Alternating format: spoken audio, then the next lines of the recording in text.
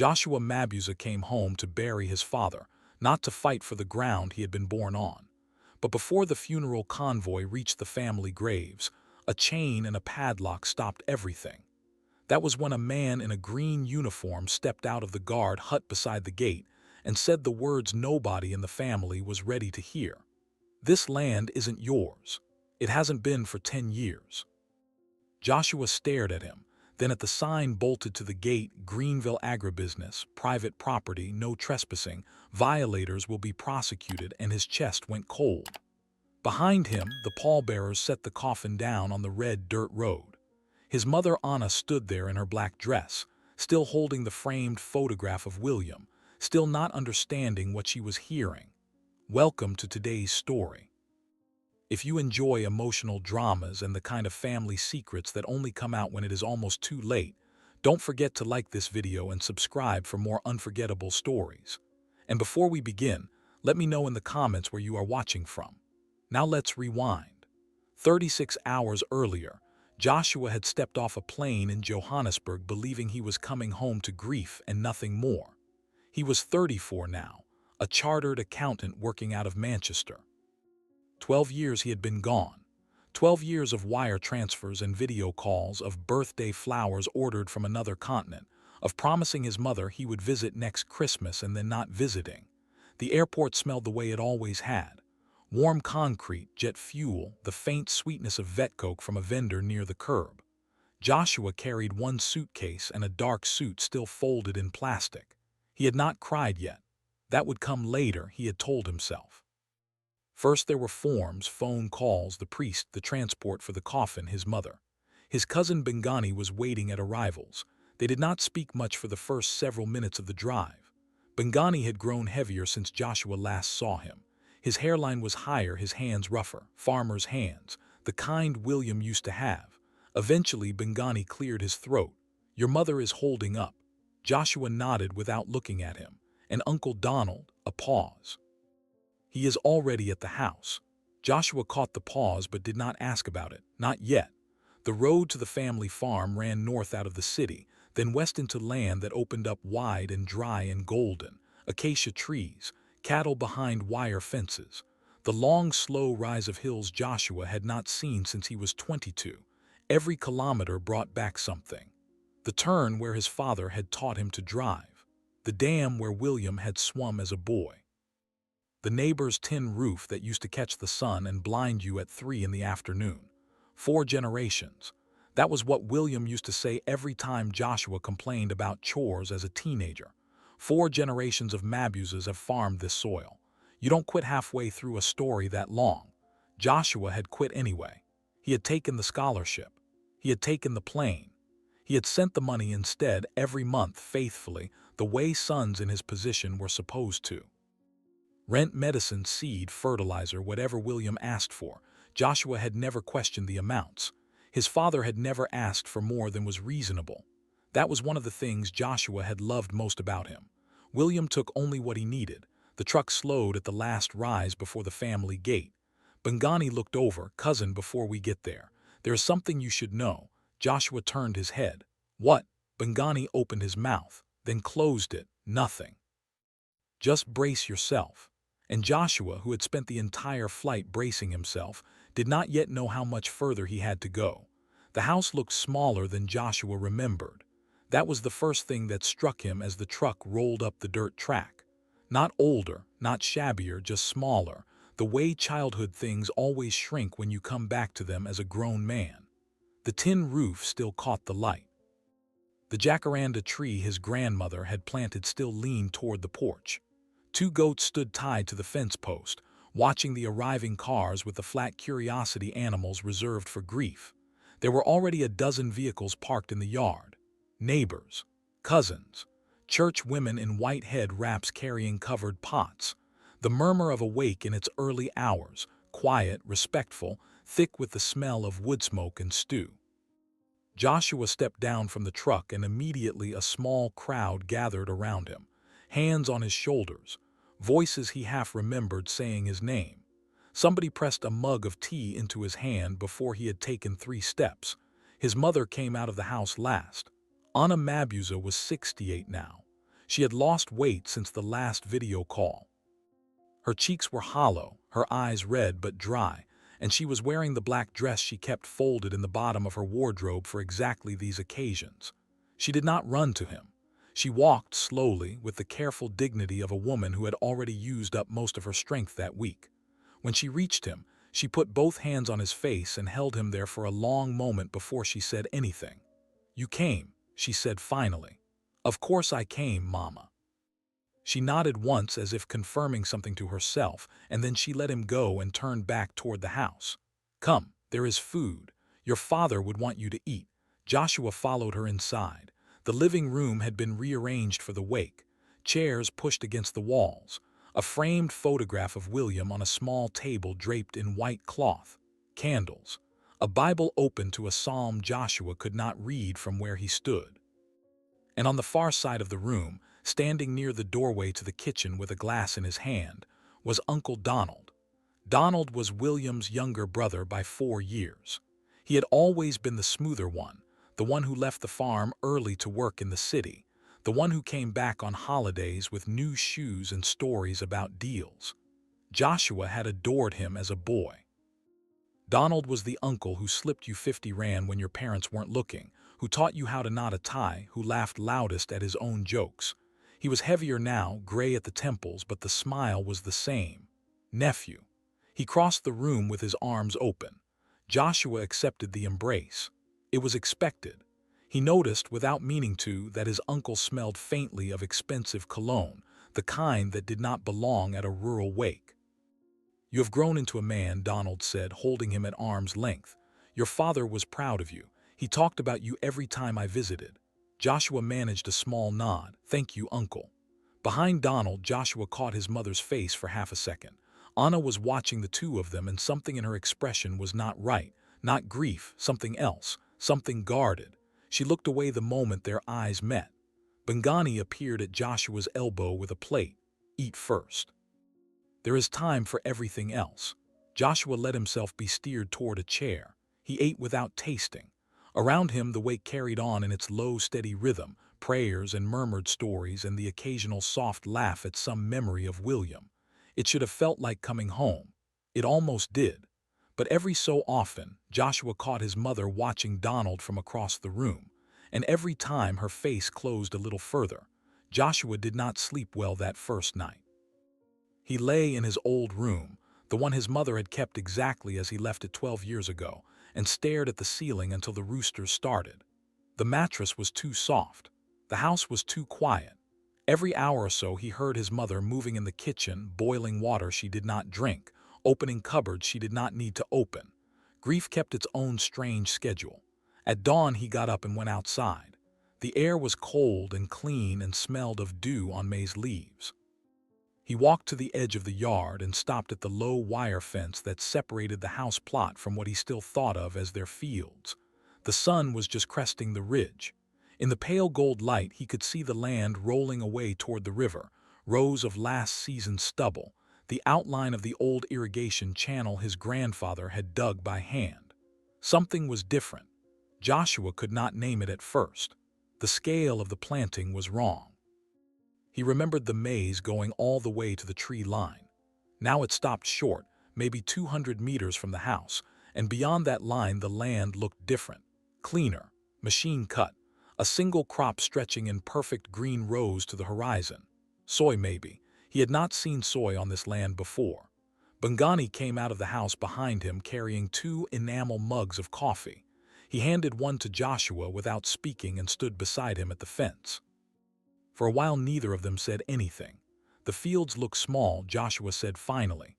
Bangani took a long sip of his coffee. "Your father slowed down these last years. His back was bad. He could not work the far sections anymore. That is all it is, cousin." Joshua nodded slowly. It made sense. A man in his late 60s, arthritis creeping in, of course he would pull his planting closer to the house. Still, something at the back of Joshua's mind refused to settle. Who is farming the soy? He gestured toward the far rows. Bangani did not turn his head. "Commercial operation. They lease land all through this district now. Big outfit, Greenville something." Joshua looked at him. "Leasing from us." Bangani hesitated for exactly one heartbeat too long. From the district cousin, various farms.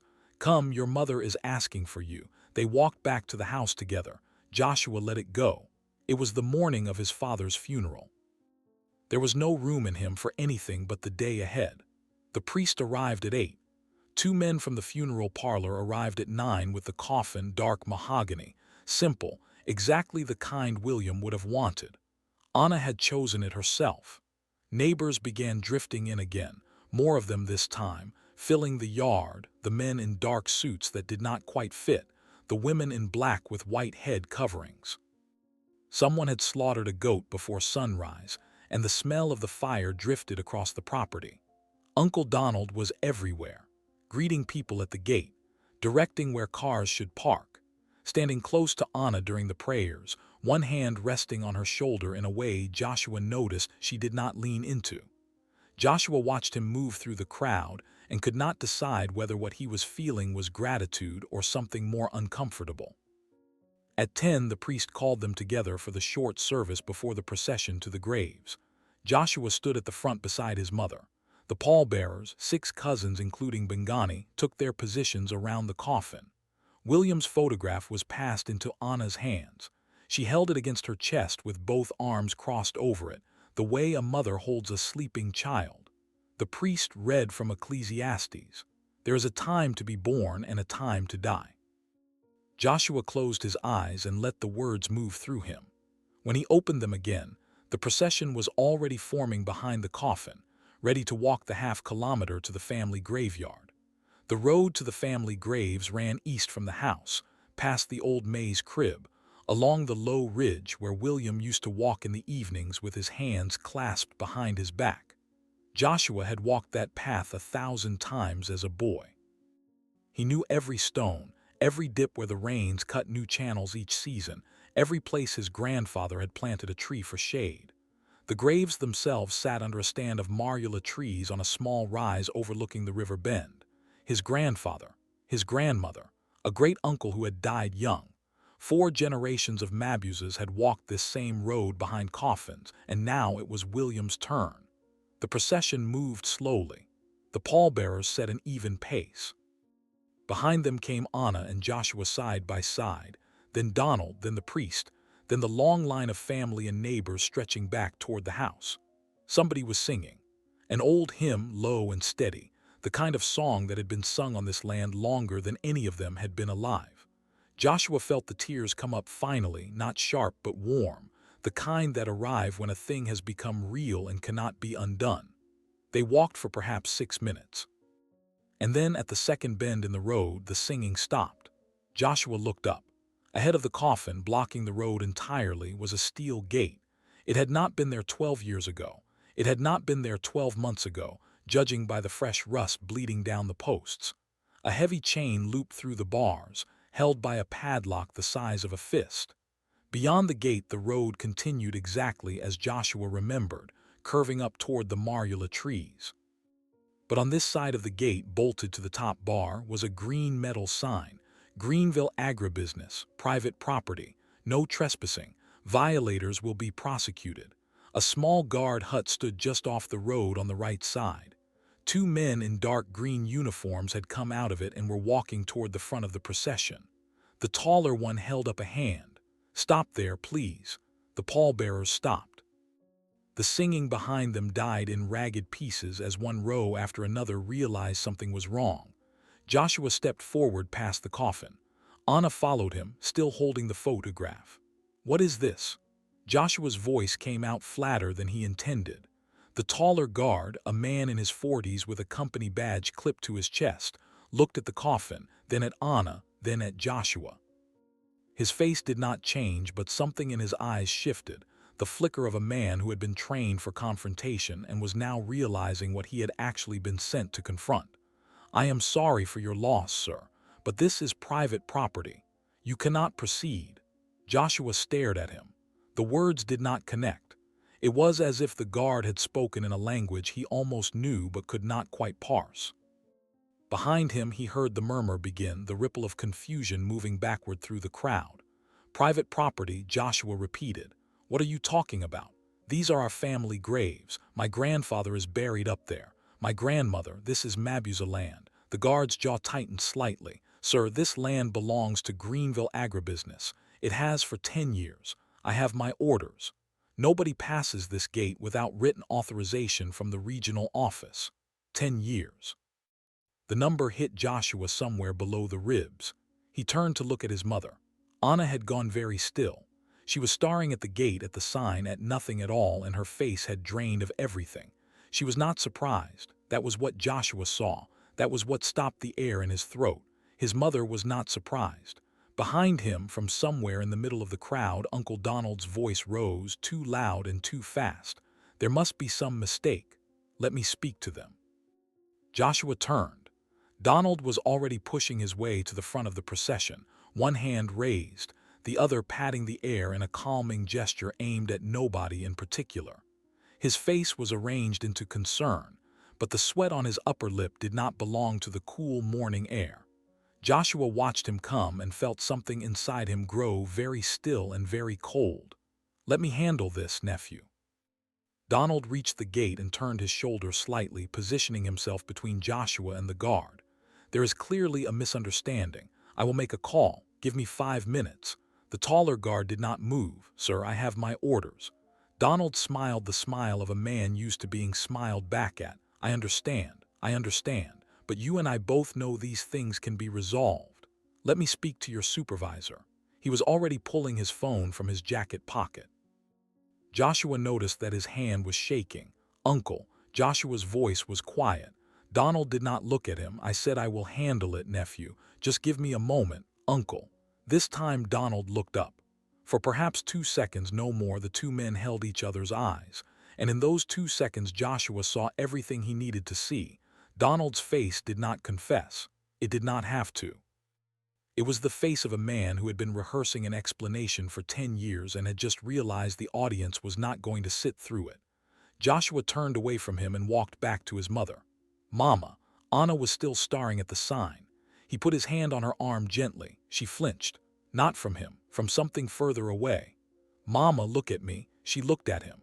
Her eyes were wet, but her mouth was steady, and Joshua understood in that moment that his mother had known. Not all of it, perhaps, not the details, but something. She had known something for a long time, and she had carried it alone because that was what women of her generation did when the men made a mess. Did you know about this? Anna opened her mouth, closed it. Then very slowly she shook her head. Not this, not the gate. Her voice was almost a whisper, but I knew something was wrong. Joshua waited. She took a breath. Your father, these last years. He would go out before dawn to work the far fields. He would not let me bring him lunch. He said the walk was too far for me. But Bengani told me once, he said William was paying money to a man in a baccy who came around every quarter. Cash, envelopes. Your father said it was for seed. But it was too much for seed, Joshua. It was always too much for seed. Joshua felt something turn over in his chest. He looked past his mother to Bengani, who was standing 3 paces back with the other pallbearers, and Bengani could not meet his eyes. That was the answer. That was the brace yourself from the road yesterday. His cousin had known. Half the district had probably known. Everyone except him, sitting in his office in Manchester wiring money home every month for seed and fertilizer and rent that his father should never have been paying. Rent. The word arrived in Joshua's mind fully formed and sat there like a stone. His father had been paying rent, on his own land, for 10 years, too proud to tell his son. Some of the money Joshua had sent home, money he had earned across an ocean, had gone to lease back a corner of soil his family had farmed for 4 generations. Joshua turned around. Behind him, the coffin waited on the shoulders of 6 men who had begun to shift under its weight. 90 people stood in the road holding their hymn books. His father was in that box, and his father was not going anywhere until this was answered. He walked back to the gate. Joshua stopped 2 paces from the taller guard. He kept his voice level.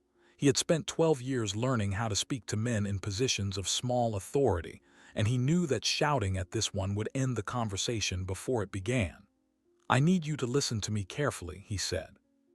My father is in that coffin. He was born on this land. His father is buried 100 meters past this gate. His grandfather is buried next to him. Whatever paperwork you have in that hut, whatever your regional office told you this morning, none of that changes the fact that this family is going to bury this man on this ground today. The guard's jaw worked. Sir, I understand, but I cannot. Joshua raised a hand, not aggressively, just to stop him. I am not asking you to unlock the gate. I am asking you to call your regional office and tell them exactly what is standing in front of you. 90 people, a coffin, an 80-year-old widow holding her husband's photograph. Tell them that. And tell them that in about 10 minutes I am going to start making calls of my own. The guard hesitated. He looked past Joshua at the crowd, at the coffin, at Anna. Whatever he had been briefed to expect this morning, it had not been this. He turned and walked back to the hut, pulling a radio from his belt. The other guard stayed at the gate, arms folded, eyes on the ground. Joshua turned to Bengani. Cousin, come here. Bengani came. He still could not quite meet Joshua's eyes. Joshua kept his voice low. How long have you known? Bengani swallowed. Not the sale. I swear to you, cousin, I did not know about the sale. But the leasing. Yes. 2 years, maybe 3. Uncle William told me one night when he had been drinking. He made me swear. He said if you knew, you would come home and it would break you. He said you had built a life over there and he would not be the one to pull it apart. Joshua closed his eyes for a moment, then opened them, and Donald. Bengani looked past him at the road. Uncle Donald was standing about 10 paces away now, phone still in his hand, pretending to make a call. His face was gray. Bengani lowered his voice further. Cousin, I do not know everything, but there were papers. In the hospital, when Uncle William had the first heart attack, 10 years ago, Uncle Donald came with insurance forms. That is what he told everyone. Insurance forms so the medical bills would be covered. Your father signed them from the hospital bed. He could barely hold the pen, the gate, the sign, the soy fields going all the way to the horizon on land that used to be theirs. It arranged itself in Joshua's mind with a sickening kind of order. Power of attorney, Joshua said quietly. Bengani did not answer. He did not need to. Joshua looked at his uncle standing there with the dead phone in his hand and felt something he had never felt in his life, a clean, flat rage that had no heat in it at all. It was the rage of a ledger being balanced. He walked over to Donald. Donald straightened. Nephew, listen. Whatever you have heard. Joshua stopped in front of him. Uncle, I want you to stay exactly where you are for the rest of this day. You are not going to speak. You are not going to leave. You are going to stand there and watch what happens next. Because if you move from this road before my father is in the ground, I promise you, I will make sure the police find you before sunset. Donald opened his mouth, then closed it. Joshua turned back toward the crowd. He pulled his own phone from his pocket. He had a decision to make, and he had about 30 seconds to make it. Joshua looked at his phone. He had built a career on knowing which call to make first, in what order, to whom. He made 3 calls in 6 minutes. The first was to a cousin on his mother's side, a woman named Tandy who worked as a producer for a news channel in Johannesburg. He gave her the address, the situation, and one sentence she could quote. An 80-year-old widow is being blocked from burying her husband on land her family has farmed for 4 generations. Tandy did not ask him twice. She said she would send a crew and she would call 2 other outlets on the way. The second call was to a lawyer he had used once years ago for a property matter for his mother. The man was in Pretoria now. Joshua explained in 3 sentences what he needed: a search of the deeds office, a search for any registered power of attorney signed by William Mabuza in the relevant year, and a preservation order request against Greenville Agribusiness before the close of business. The lawyer said, give me 2 hours. The third call was the one Joshua had not planned to make. He looked up the head office of Greenville Agribusiness online, found the name of the chief executive, a man called Pieter Van Zyl, and called the switchboard. He gave the receptionist his full name, his profession, the name of his law firm's letterhead he was about to invoke, and the sentence that got him transferred within 90 seconds. Tell Mr. Van Zyl that in about 40 minutes there will be 3 news crews at one of his rural gates filming a widow next to a coffin, and he has that long to decide whether he wants to be in that footage or not. He hung up. He walked back to the coffin. The pallbearers had lowered it onto two wooden trestles somebody had produced from the guard hut, which Joshua noted with a small, grim satisfaction. Even the guards understood that a coffin should not sit on the road. Anna was seated on a plastic chair beside it, still holding the photograph. Somebody had brought her water. She had not drunk it. Joshua knelt beside her chair. "Mama, we are going to wait a little while." She looked at him. "Waiting for what?" "For the truth to catch up with them," he said. Anna nodded slowly. "That is a thing worth waiting for." The first news van arrived at 42 minutes. A small crew from a regional station, 2 people, 1 camera. Tandy's producer had been faster than Joshua expected. The reporter, a young woman in a dark blazer, walked straight to Anna first and asked for permission to film. Anna nodded once. The camera came up. The reporter began her piece to camera with the gate behind her, the sign clearly visible, the coffin on its trestles, the widow in her black dress with her husband's face in her hands. The second crew arrived 8 minutes after that. National this time. A bigger van, a satellite dish folding up from the roof. By the time the third crew appeared, the news of what was happening at the Greenville gate outside the Mabuza property had begun to move on social media. Joshua watched the numbers climb on Tandy's post from 300 to 4,000 in the space of 20 minutes. The taller guard came out of the hut. He walked to Joshua and stopped at a respectful distance. "Sir, my regional manager is on the way. He is coming from the district office.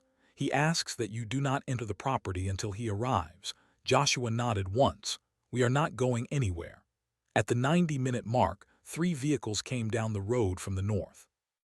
A white bakkie leading, a dark gray SUV behind it, another bakkie behind that. They stopped on the far side of the gate. Men got out, and from the middle vehicle, a tall man in a pale blue shirt and no tie stepped down and stood looking at the crowd, the coffin, the cameras, and the widow. He had the face of a man who had just understood exactly how much this morning was going to cost him.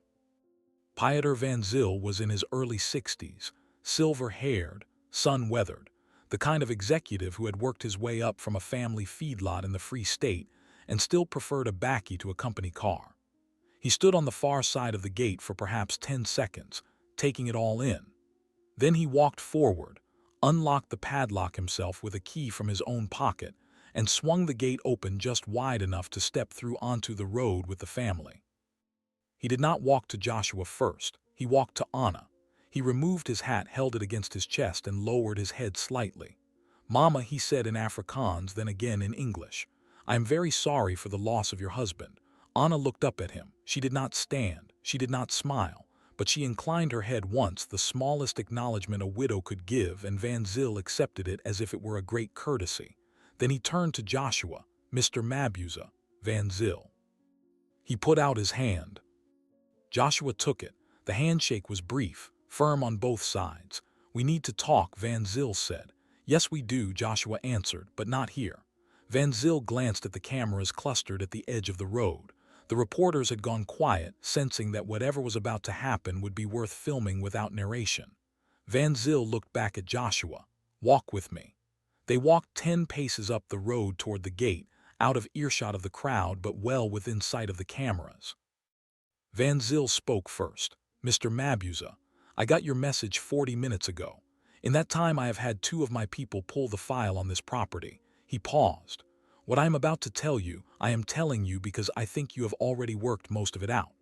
The purchase price recorded on our books for this land 10 years ago is approximately 1/5 of what it should have been at market rate for that year. That flagged internally at the time. It was signed off anyway. I want to know why. I have asked for an internal audit. It has already started. It will finish tonight." Joshua watched his face. Van Zyl was not offering him anything yet. He was laying out a position. That was fine. Joshua had negotiated with harder men across smaller tables. "The power of attorney," Joshua said. Van Zyl nodded once. "Notarized, on file.